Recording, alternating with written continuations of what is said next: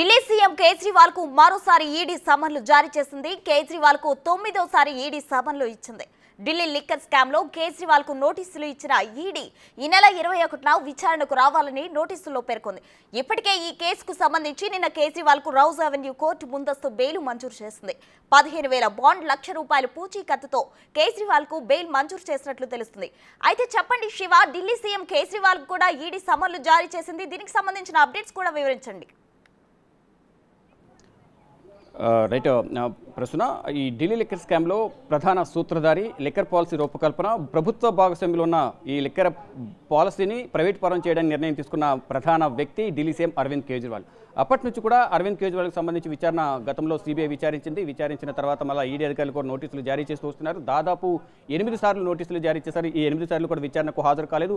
5వసారి నోటీసులు జారీ చేసిన నేపథ్యంలో విచారణకు హాజరు కాని నేపథ్యంలో ఈడీ అధికారులు రౌజెన్యూ కోర్టులో మెట్రోపాలిటన్ మెజిస్ట్రేట్ కోర్టును ఆశ్రయించిన నేపథ్యంలో అరవింద్ కేజ్రీవాల్ విచారణకు హాజరు కావాలని కోరిన నేపథ్యంలో ఫిబ్రవరి 17న విచారణకు హాజరు కావాలని ఆదేశాలు జారీ చేశారు. కానీ 17వ తారీఖున వీడియో కాన్ఫరెన్స్ ద్వారా ఆయన విచారణకు హాజరయ్యారు. అంటే వ్యక్తిగతంగా హాజరు కావాల్సి ఉన్నా ఆ రోజు ఆయన నిర్ణయించుకున్న కార్యక్రమాలు ఉన్న నేపథ్యంలో నేను హాజరు కాలేకపోతున్నానంటూ కూడా ఆయన లాయర్ని మాత్రమే పంపించారు. అంటే అసెంబ్లీ సమావేశాల్లో అవిశ్వాస తీర్మానం, మరోవైపు బడ్జెట్ సమావేశాలు ఉన్న నేపథ్యంలో నేను రాలేను, మార్చి 16 వరకు కేసును వాయిదా వేయాలని కోరిన నేపథ్యంలో ఆయన కోరిన విధంగానే మార్చి 16 వరకు కూడా కేసును వాయిదా వేశారు.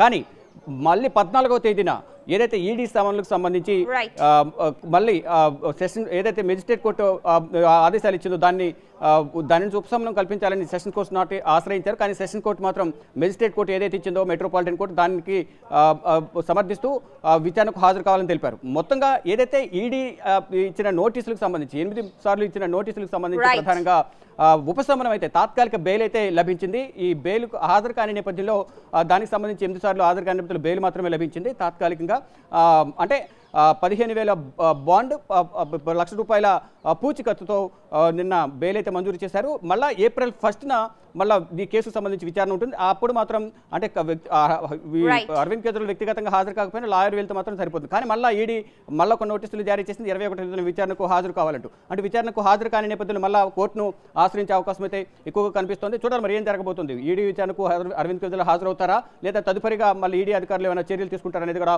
చూడాల్సి ఉంది. Prasuna. Right, thank you Shiva.